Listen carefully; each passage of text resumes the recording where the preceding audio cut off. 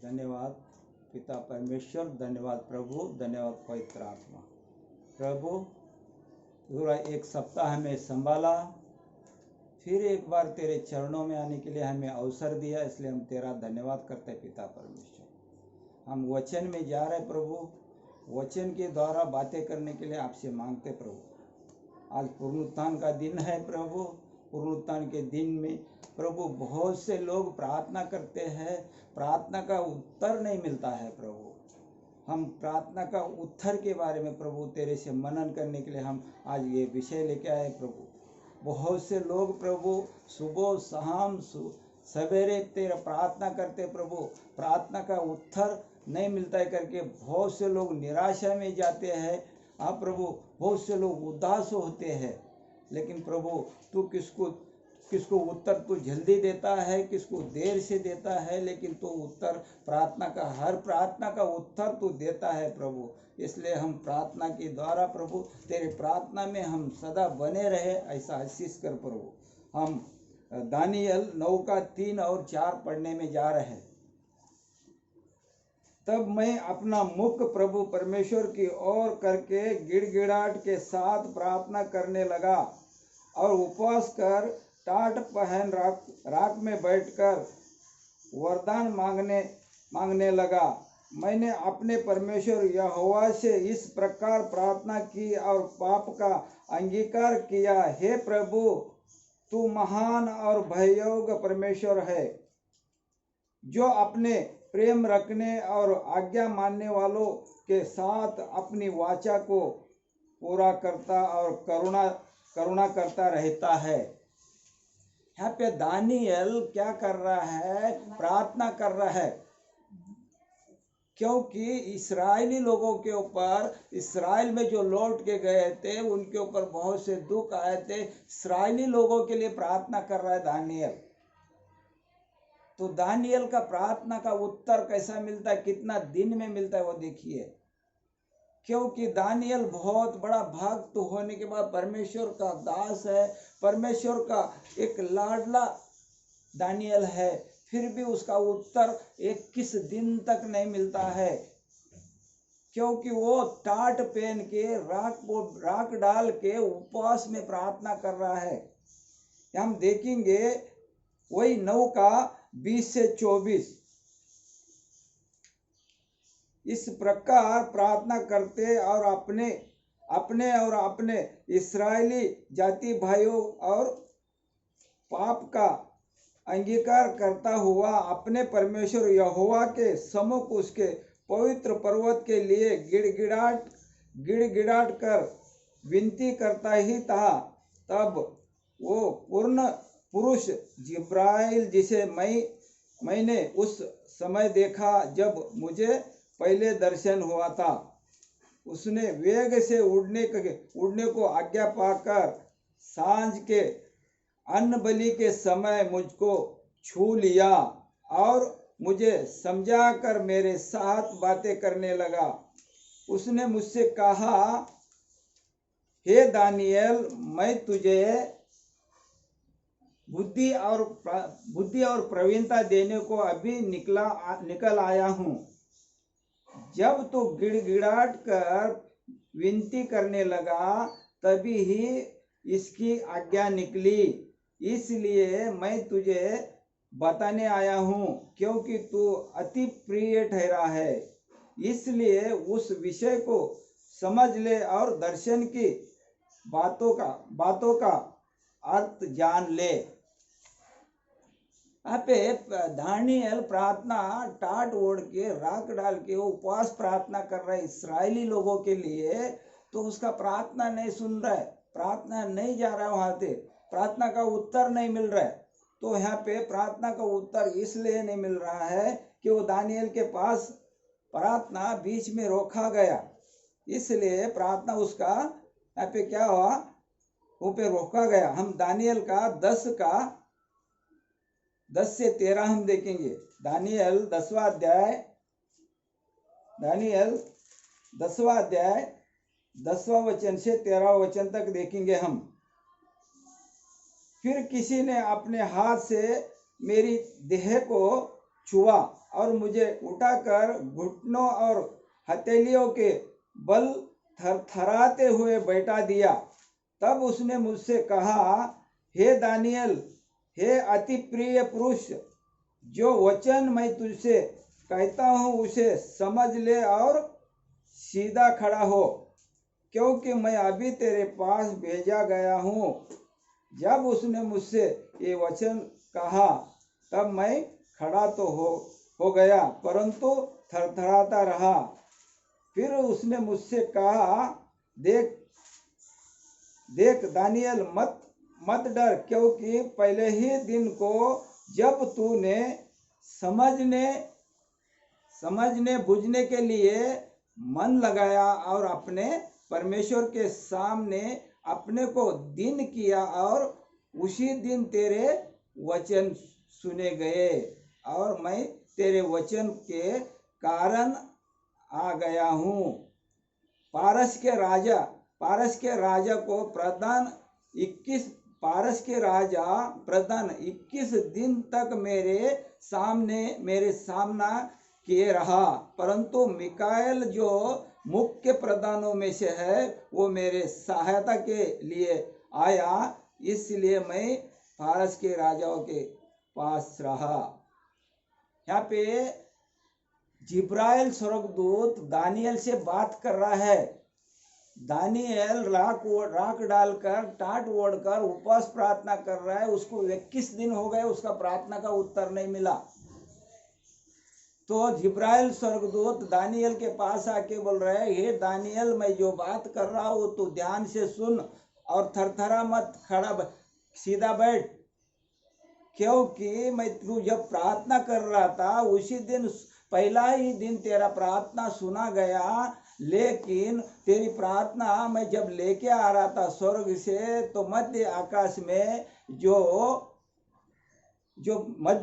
में जो शैतान की सेना है वो वहां पे रोका गया। उसको जिब्राइल स्वर्गदूत को जब दानियल का प्रार्थना सुना गया, पिता परमेश्वर ने जिब्राइल के हाथ में दानियल को प्रार्थना को उत्तर भेज दिया, तो मध्य आकाश में प्रार्थना रोकी गई। मध्य आकाश में प्रार्थना रोकने की वजह से जिब्राइल वो शैतान की सेना के साथ लड़ते लड़ते उसको कितना 21 दिन लग गए। एक हाथ में प्रार्थना का कटोरा था, एक हाथ से अपना तलवार लेके शैतान की सेना से लड़ते लड़ते उसको कितना 21 दिन लग गए। तब परमेश्वर ने मिकाएल देवदूत को भेजा। फिर मिकाएल देवदूत आने के बाद मिकाएल देवदूत वो शैतान की सेना से लड़ने लग गया। तभी जाके जिब्राइल क्या किया, दानियल के पास उसका प्रार्थना का उत्तर लेके, वो प्रार्थना का कटोरा लेके दानियल के ऊपर उंडाल दिया, तभी जाके प्रार्थना पूरी हुई। ये सब होने में पूरा कितना दिन लग गए? 21 दिन लग गए। जिब्राइल स्वर्गदूत जब लड़ रहा था शैतान की सेना के साथ में, एक हाथ में प्रार्थना का कटोरा था, एक हाथ में तलवार था, वो शैतान की सेना से जब लड़ रहा था, तो शैतान का उद्देश्य यही था कि दानियल के पास दानियल का प्रार्थना का उत्तर ना जाए। वो प्रार्थना का जो कटोरा उस जिब्राइल के हाथ में था उसको वो उड़ाल देना चाहता था, उधर ही वो पलट देना चाहता था, क्योंकि वो प्रार्थना अगर दानियल के पास जाता है तो इस्राएली लोगों का, यहूदी लोगों का उद्धार होएगा। तो इसलिए वो प्रार्थना को पहुंचाने में प्रार्थना तो जिस दिन यहाँ पे बाइबल कह रहा है, पवित्र शास्त्र कह रहा है, दानियल तू जिस दिन प्रार्थना किया उसी दिन तेरी प्रार्थना सुनी गई। यहाँ पे यही कह रहा है, बुझने के लिए मन लगाया और अपने परमेश्वर के सामने अपने को दिन किया, उसी दिन तेरे वचन सुने गए। उसी दिन तेरे वचन सुने गए, यानी कि उसी दिन तेरा प्रार्थना सुना गया। लेकिन उधर से निकलते निकलते तेरे पास आने में मुझे 21 दिन लग गए। यहाँ पे कौन कह रहा है? दानियल कह रहा है। इसलिए हम कभी धीरज नहीं छोड़ना चाहिए। कभी कभी हमारी प्रार्थना आने में, प्रार्थना हमारे जाती है वहाँ से निकलती भी है, उत्तर भी परमेश्वर हमारा जल्दी देता है, लेकिन जो मध्य आकाश में शैतान का राज है, हमारा प्रार्थना हमारे तक आने नहीं देता है। हम देखेंगे दूसरा राजा 1 से 7 तक। हम देखेंगे दूसरा राजा 1 से 7 तक। जो हिजकिया राजा था उसके बारे में, दानियल तो बहुत बड़ा भक्त था। हिजकिया राजा तो परमेश्वर का उतना बड़ा भक्त नहीं था, फिर भी हिजकिया का प्रार्थना कैसा एक ही दिन में, एक ही पल में कैसा सुनता है। दानियल का प्रार्थना सुनने में 21 दिन लग गए, लेकिन यहाँ पे राजा हिजकिया का प्रार्थना कैसा जल्दी कैसा सुनता है, हम उसके बारे में देखेंगे। दूसरा राजा 20 का 1 से लेके 7 तक पढ़ेंगे हम।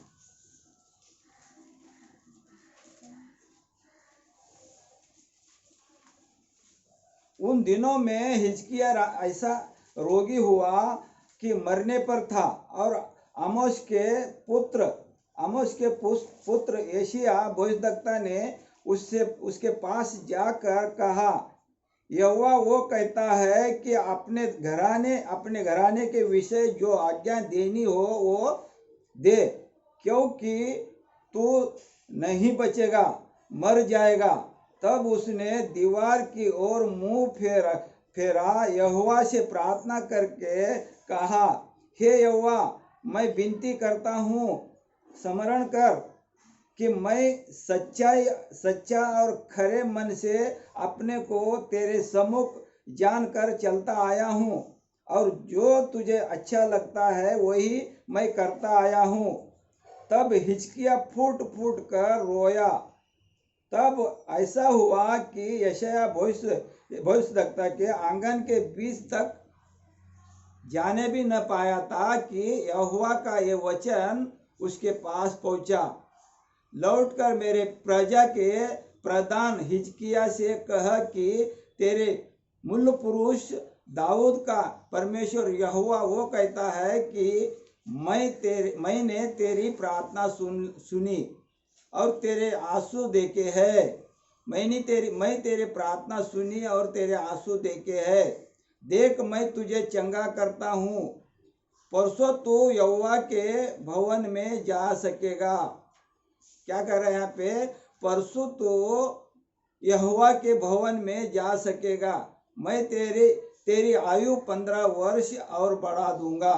मैं अशुर के राजा के हाथ से तुझे और इस नगर को बचाऊंगा, और मैं अपने निमित्त और अपने दास दाऊद के निमित्त इस नगर का रक्षा करूंगा।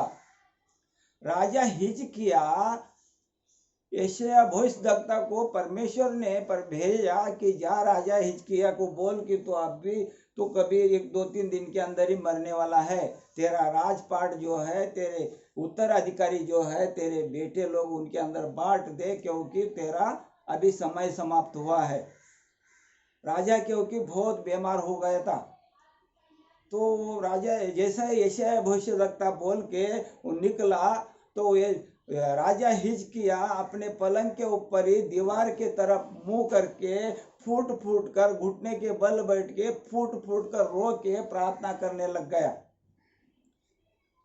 जैसा ही फूट फूट कर रो के वो प्रार्थना करने लग गया, तो यशायाह भविष्यद्वक्ता जो राजमहल से वो आंगन में भी, अभी राजमहल के बाहर भी नहीं गया था, उसके आंगन में था कि परमेश्वर का वहां पे क्या हुआ, मन बदली हो गया।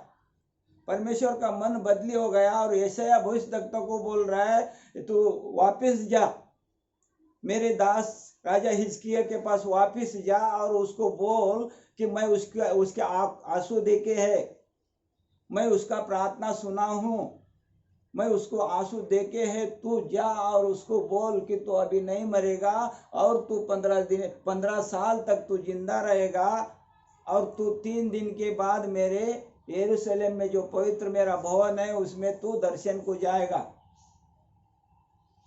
मेरे कहने का मतलब ये है कि दानियल इतना सच्चा भक्त होने के बाद उसका प्रार्थना का उत्तर मिलने को कितना दिन लग गए? 21 दिन लग गए। यहाँ पे राजा हिजकिया को जो उसका मरने का टाइम निकला था, मरने का टाइम आ गया था, परमेश्वर ने उसको बोला यशायाह भविष्यवक्ता के द्वारा। फिर भी वो जब वो पलंग के ऊपर ही यरूशलेम में मंदिर के तरफ मुंह करके उसी जगह पे वो फूट फूट के रो के प्रार्थना करने लग गया। एक एक क्षण में उसका प्रार्थना परमेश्वर ने ग्रहण किया और उसका प्रार्थना का उत्तर आया। क्योंकि राजा प्रार्थना क्या किया, वो अपने लिए किया, खाली अकेले के लिए प्रार्थना किया उसने। उस प्रार्थना को इसके लिए शैतान ने रोका नहीं है। राजा क्या किया, मेरा जीवन बचा करके उसने घुटने के बल बैठ के रो के प्रार्थना किया। तो उस प्रार्थना को बीच मध्य आकाश में शैतान की सेना, जो मध्य आकाश का शैतान का हाकिम है, वो रोका नहीं है। लेकिन दानियल का प्रार्थना को रोके रखा, क्योंकि वो पूरा समस्त इस्राएली लोगों के लिए, यहूदी लोगों के लिए प्रार्थना कर रहा था, वो अपने लिए नहीं कर रहा था। एक आदमी के द्वारा पूरा इस्राएली लोग उद्धार पाएंगे। फिर इस्राएली लोग जो मूर्ति पूजा कर रहे हैं, जो विचार कर रहे हैं, उससे सब मुड़ के फिर परमेश्वर के चरण में जाएंगे और मेरा जय जय करने का छोड़ देंगे करके उसने इसलिए दानियल का प्रार्थना को रोका रखा। दानियल को प्रार्थना को 21 दिन इसलिए रोका कि दानियल अपने लिए प्रार्थना नहीं मांग रहा था, समस्त इस्राएली लोगों के लिए प्रार्थना मांग रहा था। हम उसी तरह देखेंगे। एक आपको गवाही बताता हूँ। एक सिस्टर है, एक ऑफिस में जॉब करती थी। वो विश्वास में पक्की नहीं थी, लेकिन वो जो जिस ऑफिस में वो बड़े पोस्ट पे थी, लेकिन उसी ऑफिस में एक पियून था। वो पियून पक्का विश्वासी था। वो क्या किया, वो कभी भी जाता तो मैडम का वो टेबल साफ सफाई करके एक दो वचन वो सिस्टर को, वो मैडम को सुनाया करता था। तो मैडम उसके ऊपर कभी भी गुस्सा होती थी। लेकिन एक दिन ऐसा आया कि वो उनके कंपनी का कुछ बहुत बड़ा घपला हो गया, बहुत करोड़ों में वो कोई तो घपला हो गया। तो वो कंपनी के मेन डायरेक्टर होने की वजह से पूरा आरोप उस मैडम के ऊपर आया। एक बड़ी मीटिंग, उनके बोर्ड की मीटिंग लग गई। उस मीटिंग में उसको निकालने का और उसको ऊपर केस चलाने का, उसको जेल में डालने का ऐसा फैसला होने वाला था। लेकिन वो जो प्यून था, प्यून उस मैडम के पास गया डेली। जैसा वो मैडम एंट्री करने से पहला उसका टेबल साफ करके उस टेबल पे पानी रखता था, वो गया और मैडम से कहता है, मैडम आप घबराइए मत, परमेश्वर आपके साथ है, आप सच्ची है, आपको कुछ नहीं होगा। वो मैडम को भी मालूम था कि मेरी जॉब भी जाएगा और मेरे को पुलिस कस्टडी भी होगी, ये सब मालूम था। फिर भी वो प्यून ने बोला, मैडम आप घबराइए मत, परमेश्वर आपके साथ है, आप सच्ची है। क्योंकि वो मैडम है ना, वो कुछ गड़बड़ नहीं की थी। फिर वो मीटिंग बैठा। मीटिंग में क्या हो गया, जो सच्चा जिसने भी गड़बड़ किया था वो पकड़ा गया और उसको जेल हुआ। मैडम बाइज्जत रिहा हो गई। तो उसी दिन वो परमेश्वर को ग्रहण की, प्रभु यीशु को ग्रहण की, और वो बोली, जब भी मैं रिटायर हो जाऊंगी तो मैं तेरी सेवकाई में पूरा तन मन से सेवकाई में उतरूंगी। अनाथ लोगों के लिए, विधवा लोगों के लिए मैं एक आश्रम बनाऊंगी, बच्चे लोगों के स्कूल बनाऊंगी। ये जो रिटायर का पैसा आएगा उससे मैं वो सब बनाऊंगी। तो जैसे रिटायर हो गई, वो परमेश्वर को जो वचन दी थी उसके अनुसार उसने एक जगह खरीदा। उस जगह में वो आश्रम बनाने के लिए, स्कूल बनाने के लिए, जैसे उसने जगह खरीदा, वो बीच में जो ब्रोकर होते हैं, उन्होंने जगह पेपर सब बना के दिया। जब वो जब तक वो जगह पे नहीं गई, ब्रोकर के ऊपर विश्वास करके उसने क्या की, वो जगह को देखी नहीं। जब पेपर बन गया, पेमेंट हो गया, उसके 1 महीना 15 दिन के बाद उस जगह को देखने के लिए वो जब गई, तो उस जगह में बीचों बीच में एक बड़ा पहाड़ था। वो जगह के बीचों बीच में एक बड़ा पहाड़ था। वो देख के दंग रह गई। वो बोलती है, इतना बड़ा पहाड़ है, इस पहाड़ को क्या करे। बीचों बीच में जिस जगह में उसको आश्रम बनाना है, स्कूल बनाना है, उस जगह में बड़ा बड़ा पहाड़ है। लेकिन वो मैडम इतना विश्वास करती थी, उसको ज्यादा वचन मालूम नहीं था, एक ही वचन मालूम था उसको। उसने वो एक ही वचन को उस टाइम पे उसको याद आया। उसने बोली, प्रभु मैं तेरे ऊपर विश्वास करती हूँ और तेरा वचन कहता है अगर इस पहाड़ को भी उखड़ के समुद्र में गिर जा तो वो समुद्र में गिरता है। मैं विश्वास करती हूँ प्रभु ये पहाड़ को उखड़ के वो समुद्र में जाके गिर जाए। इतना करके वो प्रार्थना करके अपने घर पे आई और सालों तक वो क्या की, वो प्रार्थना करते रहे, डेली डेली वहां पे पहाड़ के पास जाने की और इतना ही प्रार्थना करने की, प्रभु मैं तुझ पे विश्वास करते हुए इस पहाड़ को उठा के उस समुद्र में डाल दे। ये उसने प्रार्थना करते, धूप रहे छाऊ रहे, वो छाता लेके जाती थी, प्रार्थना करती थी, इतना ही प्रभु मैं विश्वास करती हुए पहाड़ को उठा के उस समुद्र में डाल दे। एक दिन ऐसा चमत्कार हो गया, मत्ती 17 का 20 में ये वचन है, आप देख सकते हैं, मत्ती 17 का 20 में। उसने एक दिन ऐसा चमत्कार हो गया कि एक टीम आई, उस बोर्ड को उस जगह पे वो मैडम का नाम लिखा हुआ था, उस पे उस मैडम का नाम था। वो नाम देख के लोग आए और पूछे, वो बाजू वाले खेती वाले जमीन वाले से पूछे, बोला ये जमीन किसका है? फलाना फलाना मैडम का है, वो वहाँ फलाना जगह पे रहती है, उसको एड्रेस मिला। उस एड्रेस पे गए वो लोग और उस मैडम से कहते हैं मैडम आपका जमीन हमें चाहिए, उस पहाड़ हमें चाहिए, आपका जमीन हमें नहीं चाहिए, वो पहाड़ हमें चाहिए। वो तो देख के दंग रह गए, पहाड़ ये क्या करेंगे? तो वो लोग वो सोच ही रहे थे, बोले मैडम हम आपको 2 करोड़ रुपए देंगे, आपको वो पहाड़ हमें दीजिए। तो ऐसा वो मैडम को वो पहाड़ का पैसा भी मिला और वो लोग जो पहाड़ लेने आए थे वो लोग एक बड़ा ब्रिज बना रहे थे समुद्र के अंदर। बड़ा कॉन्ट्रैक्ट था उनका समुद्र में ब्रिज बनाने का। इसके लिए वो पहाड़ में जो मट्टी पत्थर जो भी मिला वो समुद्र में ब्रिज के लिए वो लोग यूज करने वाले थे। जो उस मैडम जो प्रार्थना कर रही थी कि ये मैं विश्वास करती हूँ प्रभु कि ये पहाड़ को उठा के उस समुद्र में डाल, तो सच्ची कहे जाके वो पहाड़ समुद्र में जाके गिर गया और उसके मुबदले में उसको करोड़ों रुपए भी मिले और वहाँ पे अनाथ आश्रम भी खड़ा हो गया और वहाँ पे बच्चे लोग अनाथ लोगों के लिए स्कूल भी खड़ा हो गया और वहाँ पे बहुत ऐसे आराधना प्रार्थना होने लग गया।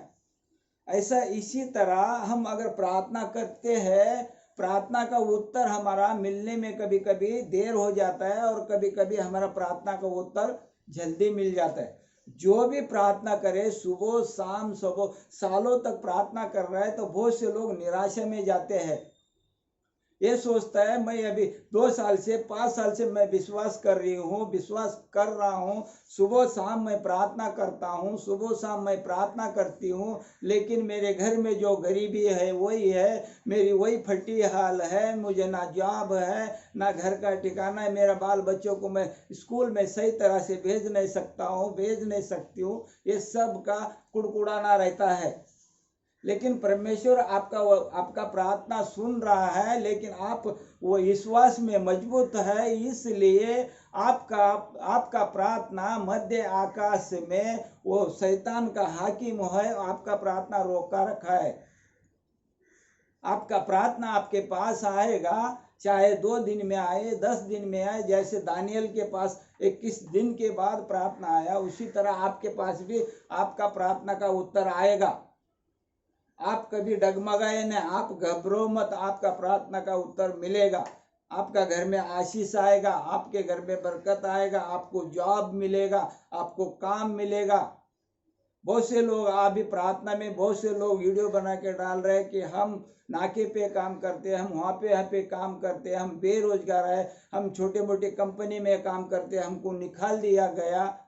लेकिन परमेश्वर के ऊपर विश्वास रखो, आपको वो कंपनी निकाल दे तो दूसरे कंपनी आपको जॉब मिलेगा, क्योंकि आप विश्वास परमेश्वर के ऊपर रखो। मनुष्य से मत मांगो, मनुष्य कुछ नहीं देगा, मनुष्य देगा तो 1 टाइम 2 टाइम देगा, लेकिन परमेश्वर पूरा जीवन भर आपको देगा।